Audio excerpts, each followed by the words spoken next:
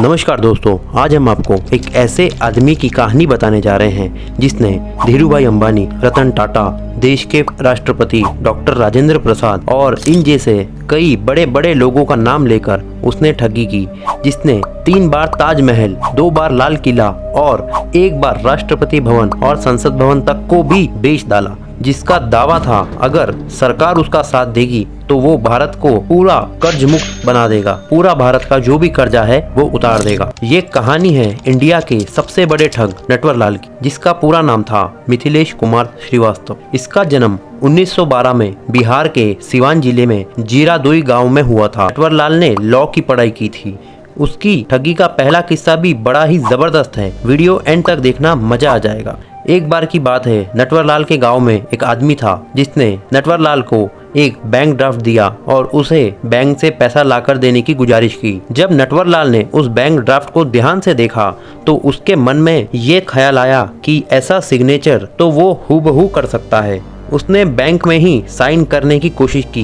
पहली ही बार में उसने same to same signature copy कर ली। फिर उसने वो ड्राफ्ट बैंक में जमा करके उस आदमी को पैसे तो वापस दे दिए, लेकिन उसके बाद नकली साइन करके कई दिनों तक बैंक से पैसे निकालता गया और जब तक उस आदमी को पता चलता तब तक उसके बैंक से 1000 रुपए नटवरलाल ठग चुका था। ये उस समय की बात है जब 1000 रुपए बहुत ज्यादा हुआ करते थे। जैसे ही ये खबर पूरे गांव में फैली, वहां से नटवरलाल भागकर कोलकाता चला गया और उसके पास पैसे ना होने के कारण वो रोड पर ही रहा करता था।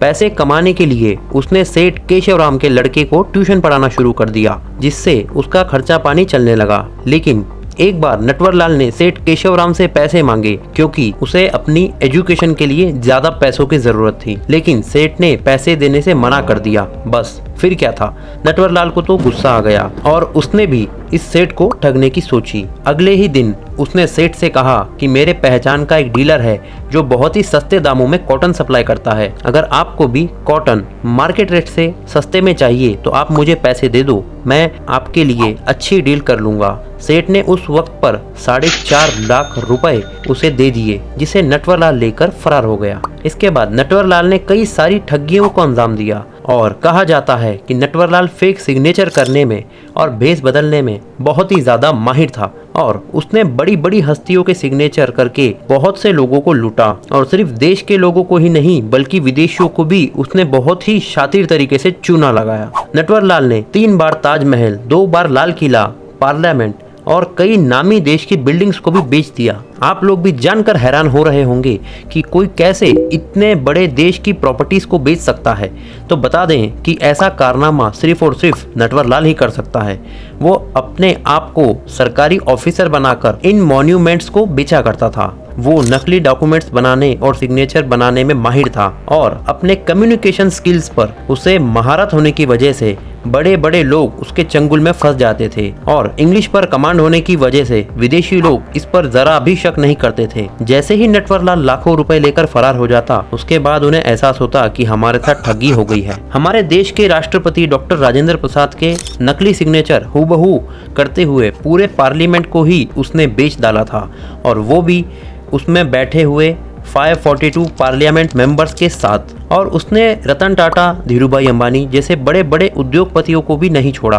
कभी एनजीओ के बहाने वो पैसे लिया करता था और कभी कई नई स्कीम लगाते हुए और बहाने बनाते हुए ये लोगों को भी बहुत चूना लगाया। नटवरलाल का एक दिलचस्प किस्सा है, जब वो बूढ़े आदमी के भेष में दिल्ली में कनॉट प्लेस में गया और वहां पर एक बड़े घड़ियों के शोरूम में जाकर उसने कहा कि कांग्रेस की एक सभा का आयोजन किया जा रहा है जहां पर फाइनेंस मिनिस्टर एनडी तिवारी सभी मेंबर्स को घड़ियां गिफ्ट करने वाले हैं, तो मुझे सबसे महंगी और अच्छी 93 घड़ियां दिखाई जाए। फिर नटवरलाल ने महंगे से महंगे 93 घड़ियों को पैक करने के लिए कहा और दुकानदार से बोला, मैं कल आकर घड़ियां ले जाऊंगा और उसके बदले आपको पैसे दे जाऊंगा, आप इसे पैक करके रख दीजिए। अगले दिन उसने घड़ियां लेते हुए दुकानदार से कहा कि आपके एक दुकान वाले को मेरे साथ नॉर्थ ब्लॉक में भेज दो और मैं वहां से उसे बैंक ड्राफ्ट दे दूंगा। और उसने एड्रेस के तौर पे नॉर्थ ब्लॉक का इस्तेमाल इसलिए किया क्योंकि वहां पर सभी वीवीआईपी लोग रहा करते थे, जैसे कि पॉलिटिशियंस, सुप्रीम कोर्ट के जजेस एंड वीवीआईपी लोग, ताकि दुकानदार को कोई शक ना हो। बस फिर क्या था, नटवरलाल ने घड़ियां लेकर उस आदमी को डिमांड ड्राफ्ट देकर वापस भेज दिया। 2 दिन बाद बैंक से पता चला कि वो डिमांड ड्राफ्ट तो नकली था। पुलिस कंप्लेन के बावजूद भी नटवरलाल पुलिस के हाथ ही नहीं आया। उसने भारत के बड़े बड़े शहरों में बहुत सी ठगियों को अंजाम दिया और कहा जाता है कि जब पहली बार नटवरलाल मुंबई आया था, उसके पास पैसे ना होने के कारण एक परचेसिंग ऑफिसर का उसने भेष बनाया और एक आदमी के साथ एक बड़े कपड़े मिल में चला गया। वहां पर 3.5 लाख रुपए का ऑर्डर दिया और पैसे एडवांस लेकर कहा आजमगढ़ स्टेशन पर माल की डिलीवरी मिल जाएगी। फिर अगले दिन जब आजमगढ़ पहुंचे तो उन्हें वहां कुछ भी नहीं मिला। पुलिस कंप्लेन करने के बाद पुलिस ने उसे पकड़ लिया और वहां से उसका नाम नटवरलाल पड़ गया। नटवरलाल का कहना था कि वो सामने वाले को लालच देकर और उसे झूठ बोलकर उनसे ठगी कर लेता था और लोग खुद लालच में आकर उसके चंगुल में फंस जाते थे। एक बार कोर्ट में उससे पूछा गया कि हर बार पुलिस पकड़ने के बावजूद वो बड़े बड़े जेलों से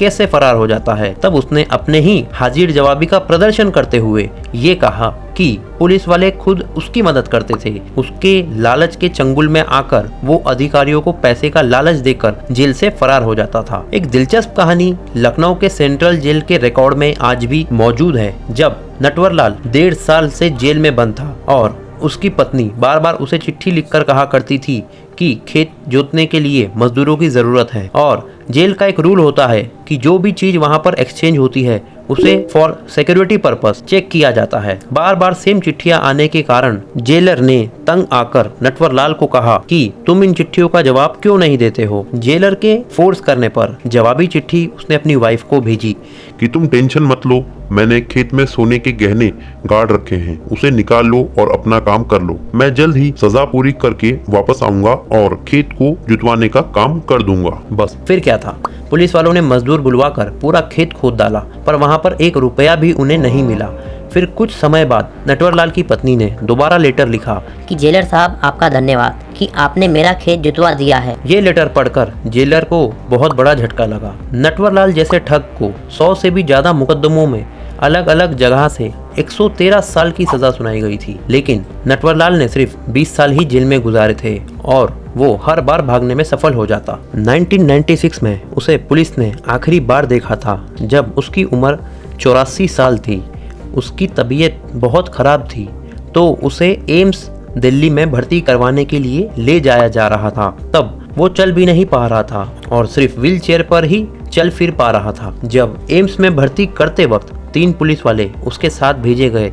उनमें से 2 पुलिस वाले तो गाड़ी लेने के लिए स्टेशन से बाहर चले गए और एक पुलिस वाला जो उसके साथ खड़ा था, नटवरलाल ने उससे दरख्वास्त की कि उसे चाय पीनी है और नटवरलाल पर दया खाने के बाद उसकी बार बार रिक्वेस्ट करने पर वो चाय लेने चला गया। जब वापस आया तो उसने देखा कि नटवरलाल तो फरार हो गया है और वहाँ पर उसे सिर्फ और सिर्फ खाली व्हील चेयर मिली और उसके बाद नटवरलाल हमेशा के लिए गायब हो गया। उसके बाद वो कभी भी पकड़ा नहीं गया। 2009 में नटवरलाल के वकील ने कोर्ट में रिक्वेस्ट की कि जो भी केसेस नटवरलाल पर चल रहे हैं उसे बंद कर दिया जाए क्योंकि उसकी मौत हो गई है और रांची में उसका अंतिम संस्कार कर दिया गया है। फिर कोर्ट में जब उसके परिवार वालों से बातचीत की गई तो नटवरलाल के भाई ने कोर्ट को बताया कि नटवरलाल की मौत तो 1996 में ही हो गई थी। फिर कोर्ट ने भी उसकी फाइल बंद कर दी, लेकिन बहुत से लोग नटवरलाल को रॉबिन हुड भी मानते थे। वो जब भी अपने गाँव जाता तो वो बहुत बड़ा वहाँ पर लोगों के लिए भोज रखवाता था।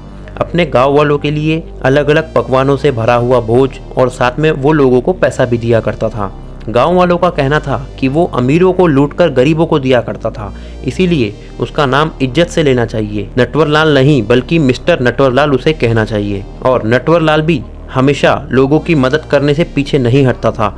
कभी बच्चों की स्कूल फीस भर देना, कभी किसी गरीब लड़की की शादी कर देना। तो दोस्तों, ये थी नटवरलाल की कहानी। अगर वीडियो पसंद आई तो लाइक करें और कमेंट करें। अगली वीडियो किस टॉपिक पर चाहिए हमें कमेंट में ज़रूर बताएं और इस वीडियो को अपने दोस्तों के साथ शेयर करना ना भूलें। धन्यवाद।